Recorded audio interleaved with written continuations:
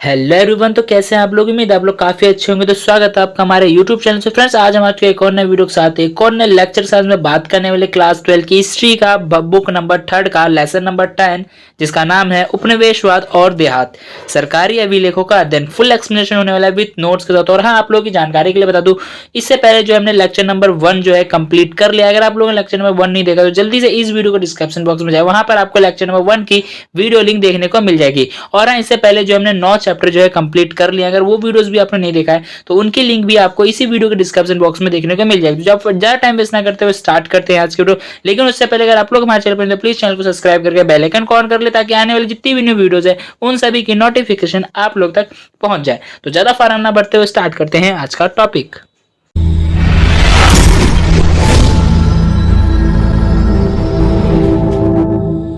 So friend, जो भी student lecture number 1 देख के आए हैं तो उनको पता होगा कि लेक्चर नंबर 1 में हमने जो है यहाँ तक पढ़ लिया है। ठीक है, यहाँ पे 1 आएगा, 2 नहीं आएगा। और आज का जो लेक्चर नंबर 2 है, इसमें हमारा जो फर्स्ट टॉपिक रहने वाला है वो रहने वाला कुदाल और हल। ठीक है, जो राजमहल की पहाड़ियां है ना, उसके बारे में पढ़ने वाले। इससे पहले हमने कई सारे टॉपिक जो है क्लियर कर लिए थे। अगर आप लोग नहीं देखा तो लेक्चर नंबर 1 को जाकर के आप देख लीजिए, वहां से आपको सारी चीजें क्लियर हो जाएंगी। तो आज का फर्स्ट टॉपिक आता है। फर्स्ट टॉपिक क्या है हमारा? कुदाल और हल। तो कुदाल और हल जो है ये किसी का एक प्रतीक था, किसी का एक क्या था, सिंबल था। वो सिंबल आपको आगे समझ में आएगा, तो थोड़ा पेशेंस रखना है। ठीक है, सबसे पहला टॉपिक आता है राजमहल की पहाड़ियां। ठीक है, क्या आता है हमारा? राजमहल की पहाड़ी। देखो, राजमहल क्या है, एक जहाँ पे जो राजा वगैरह रहा करते ना, उसके बगल में क्या थी, बहुत पहाड़ी एरिया था, जहाँ पे क्या है, उसके आसपास में लोग निवास करते हैं, पहाड़ी लोग कहा जाता था। जो हम चैप्टर में पढ़ेंगे तो और हमें अच्छे से एक्सप्लेन हो जाएगा। कितना क्लियर है? ठीक है, तो हमारा फर्स्ट पॉइंट आता है। फर्स्ट पॉइंट क्या है? 19वीं शताब्दी में एक फ्रांसीसी बुकानन नाम का व्यक्ति भारत आया। यानी कि 19वीं शताब्दी में क्या है, एक फ्रांसीसी बुकानन या फ्रांस से आया एक बुकानन नाम का व्यक्ति था,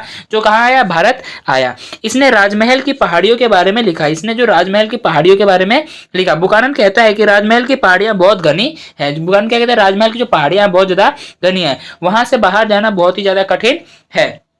वहां से क्या है, बाहर जाना बहुत ज्यादा कठिन है। बुकानन का कहना था कि यहाँ पर जाने के लिए बहुत कम यात्री हिम्मत कर पाते थे। बुकानन ऐसा कहता है कि यहाँ पर जाने के लिए बहुत कम यात्री ही हिम्मत कर पाते हैं, क्योंकि वहां पे लोग निवास करते जो कि असभ्य लोग थे। वो लोग क्या कहते हैं, उनका चीर फाड़ करते, उनका लूटापाटी भी कर लेते थे।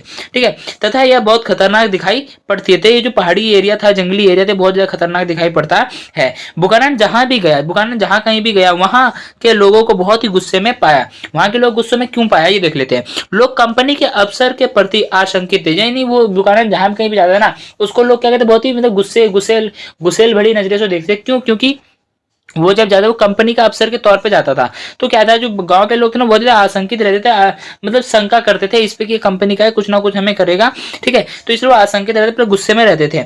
और बाकी जो कंपनी के लोग थे, उन्होंने क्या करते, इनकी जीवन को बहुत ज्यादा वो बना दिया, बहुत ज्यादा बेकार बना दिया था, बहुत ज्यादा कठिनाई पूर्ण बना दिया था। इसलिए वो क्या, कंपनी के लोगों से ईर्ष्या या फिर गुस्सा हो गए थे।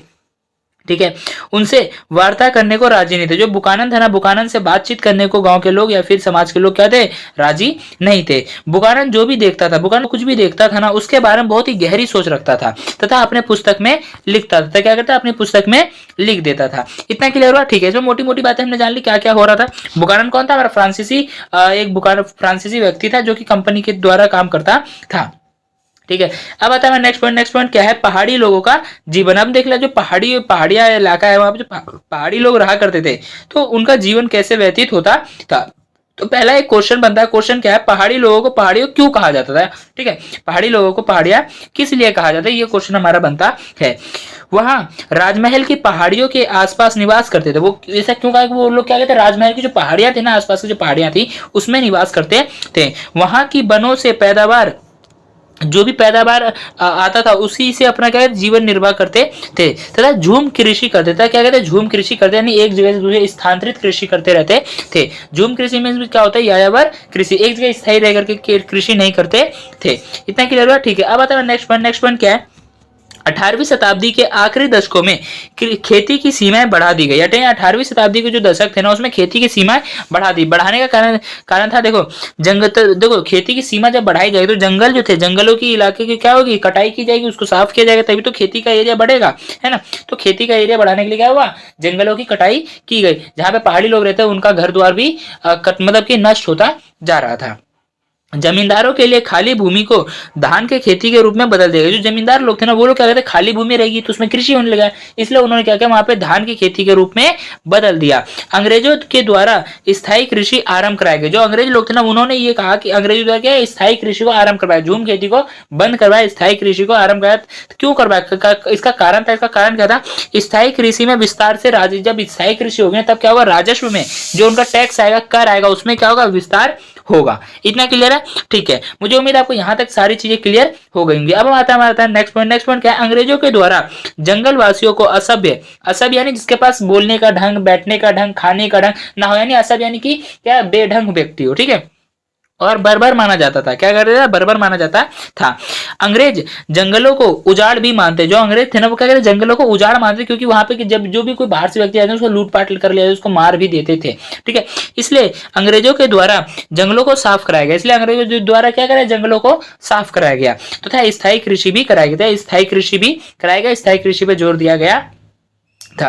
अंग्रेजों के द्वारा यह भी माना जाता था कि जंगली लोगों को सभ्यता पालतू बनाना होगा, यानी अंग्रेजों का यह भी मानना था, या वो ऐसा मानते थे कि हमें क्या करना है, जंगली लोगों को सभ्य यानी कि ढंग वाला व्यक्ति बनना पड़ेगा, उनको पालतू यानी अपने नियंत्रण में लेना होगा, तथा उनसे शिकार का कार्य, तथा उनसे क्या करवाना पड़ेगा, शिकार का कार्य करवाना पड़ेगा, ठीक है, घुड़सवार करवाना पड़ेगा, प्लस स्थायी कृषि में उनको लगाना होगा, यानी घुड़सवारी करनी होगी, सेना में शामिल करना होगा, प्लस उनसे स्थायी कृषि करवानी होगी। इतना क्लियर है, ठीक है। अब आता है नेक्स्ट पॉइंट। नेक्स्ट पॉइंट क्या है, समय के साथ साथ स्थायी कृषि का विस्तार होता गया, यानी समय के साथ साथ क्या हुआ, स्थायी कृषि का विस्तार होता चला गया तथा जंगल चारगाह छोटे वो जो जंगल एरिया था, चरगाह एरिया था, वो क्या छोटे होते चले। चरगाह क्या होता है, चरगाह जहाँ पे लोग अपने जंतुओं को, जानवरों को चराने के लिए जाते हैं, उसे चरगाह एरिया कहा जाता है, वो भी छोटा होता चला, पहले जंगल जो था वो भी छोटा हुआ।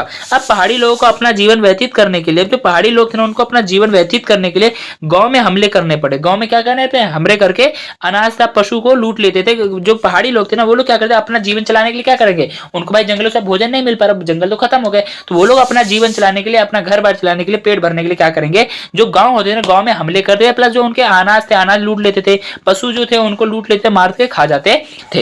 इतना क्लियर हुआ, ठीक है।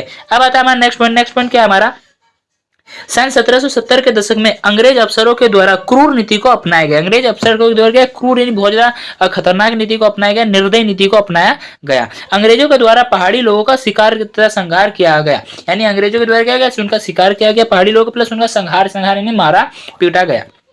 1780 के दशक में भागलपुर के कलेक्टर ने शांति स्थापना की नीति अपनाई, यानी 1780 के दशक में क्या हुआ, जो भागलपुर का जो कलेक्टर था ना, कलेक्टर, उसने क्या कहा, शांति स्थापना की नीति को अपनाया तथा इसके अनुसार पहाड़ियों के मुखिया को वार्षिक भत्ता भी दिया जाएगा। इसमें क्या है, इसमें अपना शांति अपनाई, प्लस ये कहा गया कि जो पहाड़ी के जो मुखिया है ना, पहाड़ी लोगों को, उनको मुखिया को वार्षिक भत्ता यानी सालाना भत्ता दिया जाएगा अपना जीवन चलाने के लिए। बदले में उनसे एक ही शर्त मांगी, बदले में उन्होंने पहाड़ियों के चाल चलन को ठीक करना, जो पहाड़ी लोग थे उनके चाल चलन को ठीक करा, गाँव में जाके लूटा पाटी ना करे, ठीक है, अच्छे से कमाए खाए, अपनी कृषि करे, ठीक है। तो इसके सुधार के लिए किया गया। कुछ पहाड़ी मुखिया ने भत्ता लेने से मना कर दिया, कुछ पहाड़ी के मुखिया थे उन्होंने क्या कर दिया, भत्ता लेने से मना कर दिया तथा कुछ नहीं स्वीकार किए तो उन्हें क्या अपने उनके समुदाय से ही हटा दिया गया, मुखिया के पद से ही हटा के, तुम मुखिया बनने के लायक ही नहीं। बाकी देखो, जैसे कि मान लो कि तुम मुखिया हो और मैं तुम्हारे अंदर काम कर रहा हूँ, ठीक है। अब एक बात है, मान लो मैं सारी बातें मान रहा हूँ कि मुझे भाई ठीक लग रही है, क्योंकि हमारा भाई घर परिवार तो, तुम तो मुखिया हो, तुम तो चला ले रहे हो अपना, हम नहीं चला पा रहे, प्रॉब्लम किसे हो रही है, हमें हो रही है, मुखिया तो अपना चला ले रहा है, तो हम क्या करें, जब मुखिया बात नहीं मानेगा, हमें नौकरी नहीं मिलेगी, तो हम मुखिया को ही हटा देंगे, चलो निकल पहली फुर्सत में, है ना। तो हम उस जगह मतलब उसके जगह उसको हटा दिया गया, निष्कासित कर दिया गया। इन्हीं दिनों, यहाँ पे दोनों नहीं आएगा, यहाँ पे दिनों आएगा, ठीक है। इन्हीं दिनों एक नया खतरा उभर कर सामने आया। इन्हीं दिनों में क्या हुआ, एक नया खतरा सामने उभर कर आया। संथाल लोग, कौन से लोग सामने उधर के आए, संथाल लोग, जिन्हें कुदाल, जो कुदाल था ना, देखो कुदाल को पहाड़ियों के जीवन का प्रतीक माना, जो पहाड़ी लोग थे ना उनके जीवन का प्रतीक किसको माना जाता था, कुदाल को माना जाता था। ये आपसे एक नंबर पूछा जाएगा, जिसको ध्यान रखना है।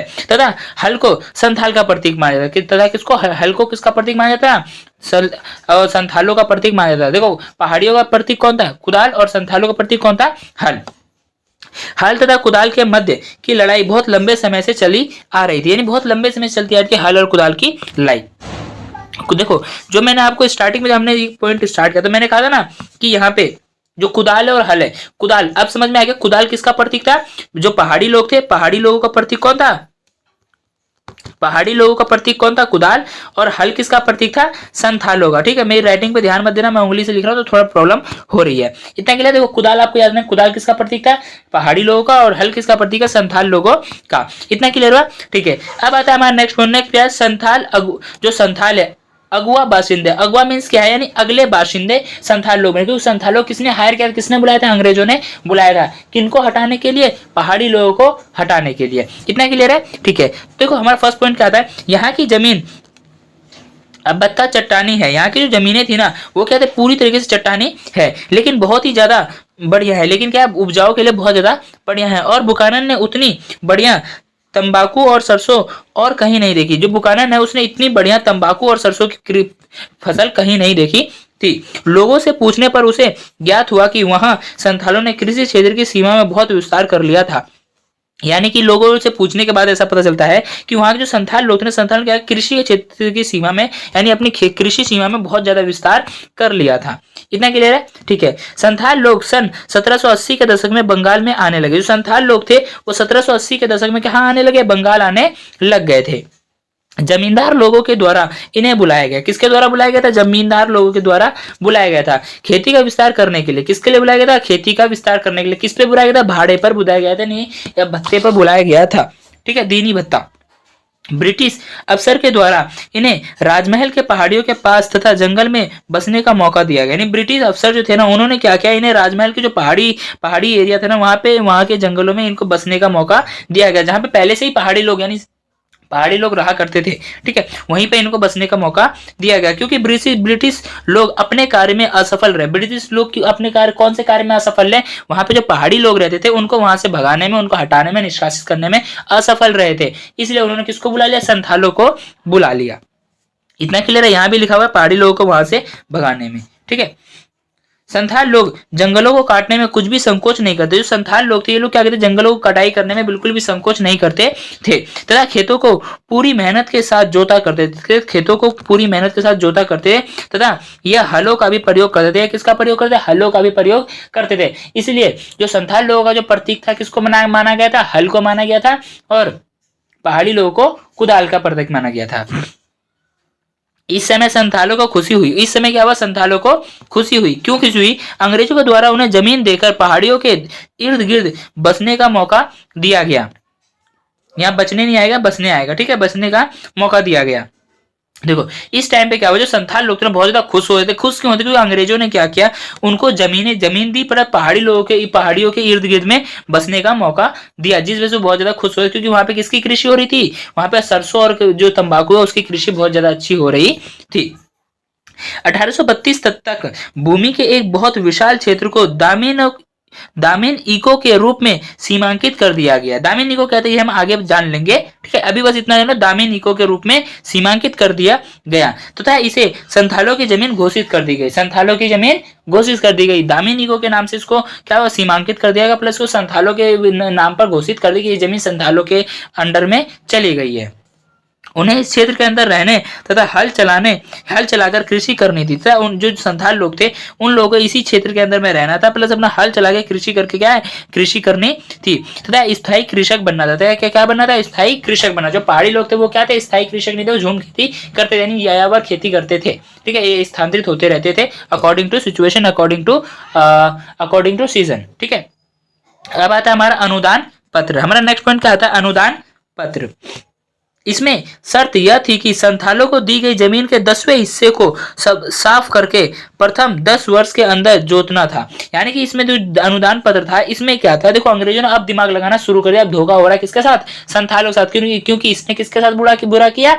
पहाड़ी लोगों के साथ। इसलिए अब इनके साथ भी बुरा होना स्टार्ट होगा। देखो इसमें शर्त यह था कि संथालों को दी गई जो जमीन है उसके 10वें हिस्से को साफ करके प्रथम यानी पहले 10 वर्ष तक के अंदर में उसे जोतना होगा, जिसके लिए पूरे क्षेत्र का नक्शा तैयार किया गया। चारों तरफ स्तंभ गाड़कर, यानी स्तंभ यानी पिलर को लगा के, खंबे को गाड़कर जमीन का सीमांकन किया गया, नापा गया, जिसके कारण संथालों और पहाड़ियों के जीवन में विभाजन आ गया। जिसके कारण संथाल लोग और जो पहाड़ी लोग थे उनके जीवन में विभाजन आ गया, अलगाव आ गया। दामिन इको के सीमांकन के पश्चात संथालों की बस्तियों में बहुत तीव्रता से वृद्धि हुई। यानी दामिन इको के पश्चात जब संथालों की बस्तियां सीमांकित कर दी गई तब बहुत तेजी से इसमें वृद्धि होनी शुरू हो गई, क्योंकि उन लोगों ने अपना घर वर बसाना शुरू कर दिया था, क्योंकि उनको पता चल चुका था कि ये जमीन अब हमारी हो चुकी, इसलिए उन्होंने इसमें अपना कार्य करना शुरू कर दिया। संथालों के यहाँ आने के पश्चात पहाड़ी लोगों का जीवन बुरी तरह से बर्बाद हो गया था। जो संथाल लोग आए थे ना, तो संथाल लोगों के आगमन से क्या हुआ था, जो पहाड़ी लोग थे उनका जीवन बुरी तरीके से बर्बाद हो चुका था। उन्हें पहाड़ियों के भीतर जाना पड़ा। जो पहाड़ी लोग थे ना, उन्हें बहुत ही ज्यादा, देखो पहाड़ी लोगों को पहाड़ी क्यों कहा जाता है, क्योंकि वो जो राजमहल थे ना, राजमहल के आसपास में पहाड़ी एरिया था, तो वहां पे जो लोग रहते उन्हें पहाड़ी लोग कहा गया। अब जो पहाड़ी लोग थे, पहाड़ी लोगों को ही कहाँ जाना पड़ा, पहाड़ों के अंदर, पहाड़ों के इर्द गिर्द जाके बसना पड़ा। ठीक है, भीतर जाना पड़ा, जहाँ चट्टान और बंजर इलाके के अलावा कुछ भी नहीं था, जहाँ पे चट्टान और बंजर इलाके के अलावा और कुछ भी प्राप्त नहीं था, या फिर कोई भी चीज और नहीं थी। संथालों के हिस्से में दामिन इको आ चुकी थी। संथालों के हिस्से में क्या आ चुकी थी, दामिन इको आ चुकी थी, जो अंग्रेजों के द्वारा सीमांकित कर दी गई थी भूमि की, ये भूमि तुम्हारी है, यानी संथालों को दे दी गई थी। तथा वह अपनी खानाबदोश जिंदगी, यानी खानाबदोश क्या होता है, यायावर जिंदगी से, ठीक है, जिंदगी को छोड़कर स्थायी रूप में आ चुके थे। यानी स्थायी रूप में आ चुके थे कौन से लोग, जो संथाल लोग थे वो लोग। इतना क्लियर है, ठीक है। अब आता है नेक्स्ट पॉइंट है, संथाल अब वाणिज्यिक फसलों की खेती करने लगे थे। यानी जो संथाल लोग थे वो वाणिज्यिक फसलों की कृषि करने लगे थे, तथा व्यापारियों और साहूकारों से लेन देन करने लगे थे। क्या करने लगे, साहूकार जो व्यापारी लोग थे उनसे भी लेन देन करना शुरू कर दिया था इन्होंने, संथालों ने। कुछ समय बाद अंग्रेजों ने संथालों की जमीन पर भारी कर लगा दिया। यानी कुछ समय बाद क्या हुआ, जो संथाल थे ना, संथालों की जमीनों पर अंग्रेजों ने क्या किया, बहुत भारी कर लगा दिया, जिससे संचाल समझ गए कि अब उनके हाथों से भूमि जाने वाली, जिसे जो संथाल लोग थे उन्हें ये समझ में आने लगा कि अब हमारे हाथों से भूमि जाने वाली है। लेकिन पहाड़ी लोग तो छोड़ देते, लेकिन जो हमारे संथाल थे, संथाल कहते हैं पहाड़ी लोगों से भी ज्यादा खतरनाक थे। अब अंग्रेजों ने अगर इनसे चंट चालाकी कर दी, तो अब ये लोग भी क्या करेंगे, चंट चालाकी करना शुरू करेंगे। साहूकारों के द्वारा धोखा दिया गया, साहूकारों के द्वारा क्या धोखा किया गया, जैसे संथालों से ऊंची ब्याज ली गई। संथालों, यहाँ पे संस्थानों नहीं आएगा, यहाँ पे संथालों आएगा, ठीक है। संथालों से क्या हुआ, ऊंची ऊंची ब्याजें ली गई, तथा कर्ज ना चुका पाने पर जमीन पर अपना कब्जा कर लेते थे। जो साहूकार लोग थे ना, वो लोग क्या करते, जब अपना, जो देखो जो साहूकार लोग थे ना, वो लोग संथालों के साथ क्या करना, धोखा करने लगे। धोखा कैसे करने लगे, जो उधार पे जो पैसे लेते ना, उससे बहुत ज्यादा ब्याज जोड़ के लेने लगे। अगर 100 रुपए ले रहा था, उस पर दुगना ब्याज लगाते, 200 रुपए तो उस पर ब्याज ही लगा देते थे, है ना। तो इस पे जब वो नहीं चुका पाते संथाल लोग, तो क्या करते थे, उनकी जो जमीन होती थी ना, उस पर कब्जा कर लेते। कौन से लोग, साहूकार लोग कब्जा कर लेते थे।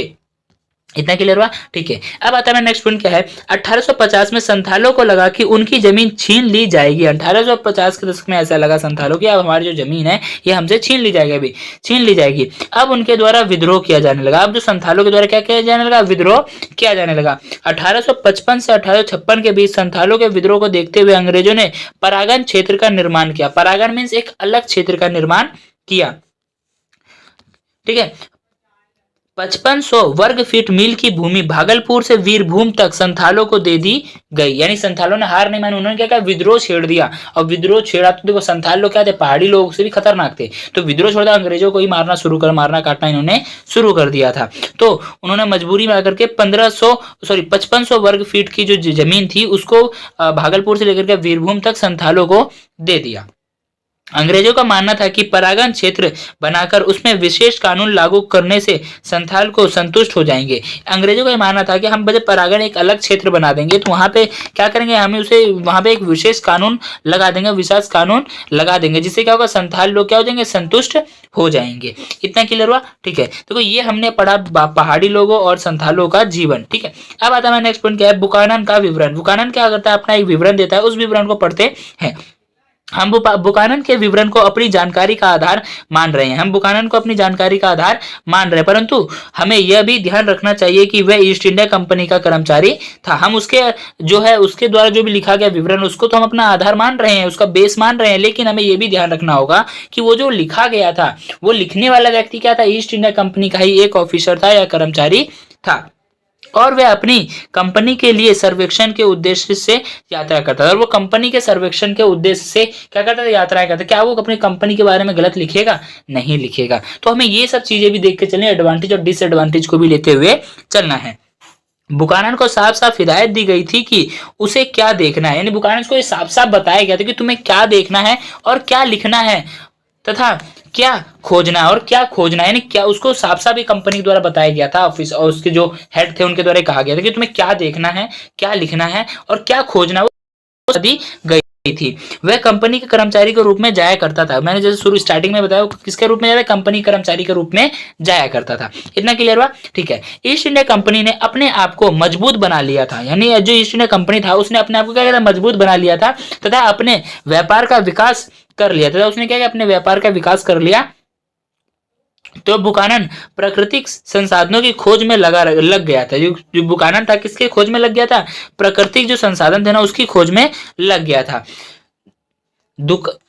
बुकानन जी भी स्थान पर गया, वहां उसने पत्थरों और चट्टानों तथा वहां की जमीनों के अलग अलग स्तरों और परतों को ध्यान पूर्वक देखा। यहाँ पे बुकानन आएगा, दुकान नहीं आएगा। ठीक है, बुकानन जी थे वो भी क्या करे, अलग अलग स्थानों पर गए, वहां पे उन्होंने पत्थरों और चट्टानों को देखा और जमीन के अलग अलग स्तरों को जो परत है स्तरों को, यानी अलग अलग पार्ट को और जो अलग से परत है उनको ध्यान पूर्वक देखते हुए उसने व्यापारिक नजरिए से कीमती पत्थरों और खनिज की तलाश करने का प्रयत्न किया। उसने व्यापारी की नजरिए से क्या किया, एक बहुत अच्छे महंगे कीमती जो पत्थर थे उनको प्लस खनिज की तलाश करने का प्रयत्न किया। किसमें, उन पहाड़ों चट्टानों में। ठीक है, उसने लोहा खनिज तथा आबरा ग्रेनाइट और सल्पीटर से संबंधित सभी स्थलों का पता लगाया। जो बुकानन था उसने क्या किया, उसने लोहा खनिज जो आबरा ग्रेनाइट है, सल्पीटर है से संबंधित जितने भी स्थल थे उन सभी स्थलों का उसने पता लगाया। उसने सावधानी पूर्वक नमक बनाने तथा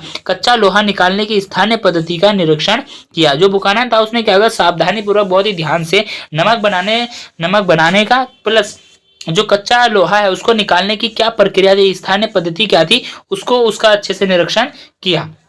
यदि बुकानन की भूदृश्य के बारे में, यदि बुकानन किसी भूदृश्य के बारे में लिखता था तो वह यह भी लिखता था कि उत्पादन में किस प्रकार से बदलाव करके वृद्धि की जा सकती है। यदि बुकानन किसी चीज के बारे में लिखता था तो वो ये भी लिखता था कि इसमें और हम कैसे बेहतर कर सकते हैं और इसमें हम क्या ऐड करेंगे कि ये और ज्यादा बेहतर हो जाएगा। जैसे कि मैं अभी पढ़ा रहा हूँ तो मैं सोच रहा हूँ इसमें क्या है, बस लाइनें खींचते जा रहा हूँ, अगर मैं इसे पिक्चर भी ऐड करूँ तो क्या होगा, और ज्यादा बेहतर हो जाएगा। लेकिन मैं पिक्चर ऐड नहीं करूंगा क्योंकि उससे क्या होगा ना, बहुत ज्यादा लेंथी हो जाएगा और अजीब सा लगेगा, बंदा मजा नहीं आएगा उतना। ठीक है, इसका कहना था कि वनों को साफ करके कृषि योग्य भूमि का निर्माण किया जाए। इसका बुकानन का ऐसा कहना था कि जो वन है ना, जंगल है, इसको काट करके साफ करके क्या है, कृषि योग्य भूमि का निर्माण किया जाए तथा यह वनवासियों की निंदा करता था। जो वन में जो रहने वाले लोग थे ना वनवासी, उनकी निंदा करता, उनकी बुराई करता था। इतना क्लियर हुआ? ठीक है, अब आता है नेक्स्ट पॉइंट कहता है देहात में विद्रोह। क्या आता है हमारा देहात में विद्रोह? सबसे पहला आता है हमारा बंबई दक्कन। क्या था, बंबई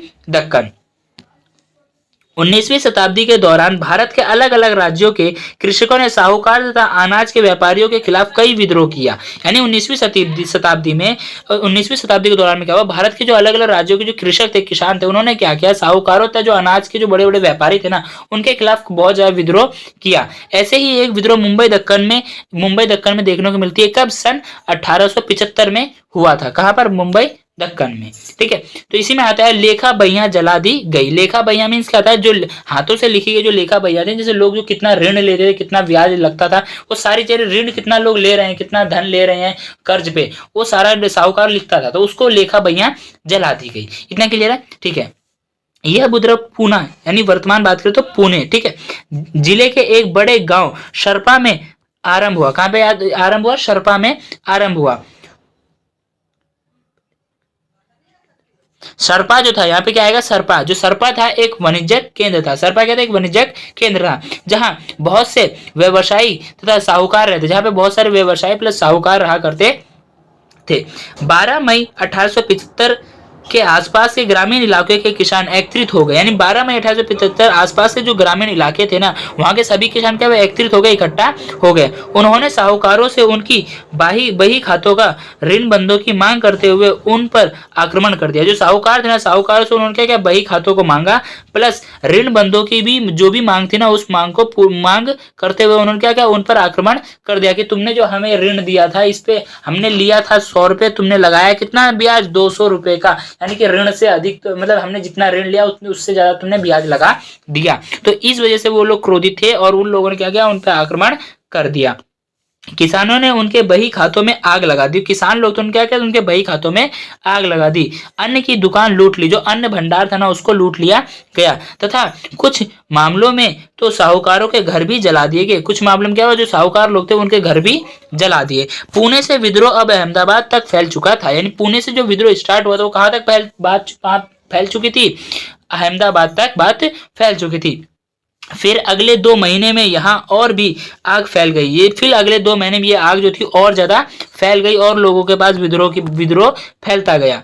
ठीक है, तथा 6500 वर्ग किलोमीटर का क्षेत्र इसकी चपेट में आ गया। इस विद्रोह की चपेट में आ गया। कितना, 6500 वर्ग किलोमीटर का क्षेत्र क्या हुआ, इसकी चपेट में आ गया। 30 से ज्यादा ग्राम इससे कुप्रभावित हुए। यानी कुप्रभावित में बुरा प्रभाव पड़ा। यानी कहीं कहीं पे देखो, जहां पे विद्रोह हुआ कहीं जगहों पे इसका बेनिफिट देखने को मिला, कहीं पर डिसबेनिफिट भी हमें देखने को मिला। यानी डिसएडवांटेज, कहीं पे एडवांटेज हुआ तो कहीं पर डिसएडवांटेज भी हमें देखने को मिला। 30 से ज्यादा जो गांव थे वहां पर इसका उल्टा प्रभाव, कुप्रभाव देखने को मिला। हर स्थान पर विद्रोह का स्वरूप एक जैसा ही था। हर स्थान पर जो विद्रोह का स्वरूप था वो एक जैसा ही देखने को मिला। साहूकारों पर आक्रमण किया गया था, बही खातों में आग लगा दी गई, ऋण बंधों को नष्ट कर दिया। जहां पे ऋण लिखा गया था ना, जो भी ऋण पेज था, जो भी बही खाता था, उसको जला दिया गया।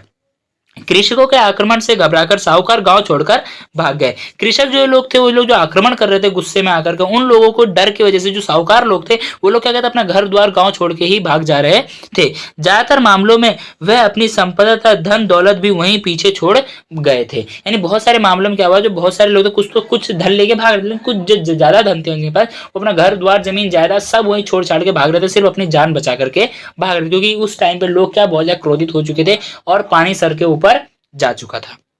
शीघ्र ही अंग्रेजों के द्वारा विद्रोही कृषकों के गांव में पुलिस थानों की स्थापना की गई। शीघ्र ही यानी बहुत ही जल्द क्या हुआ, अंग्रेजों के द्वारा जो विद्रोही कृषक थे, जो भी विद्रोह करने को उतारू थे कृषक, उनके गांव में क्या हुआ, पुलिस थानों की स्थापना की। पुलिस के जो थाने थे उनकी स्थापना की गई तथा सेनाएं बुलाई गई। क्या हुआ, सेनाएं जो थी बुलाई गई।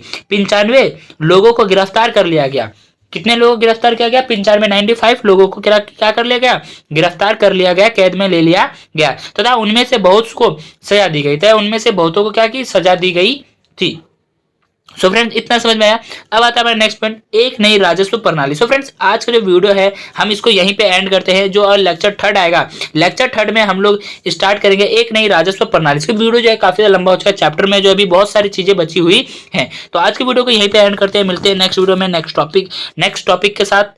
तो आज की वीडियो में इतना ही, मिलते हैं नेक्स्ट वीडियो में, तब तक के लिए bye bye, thanks for watching this video.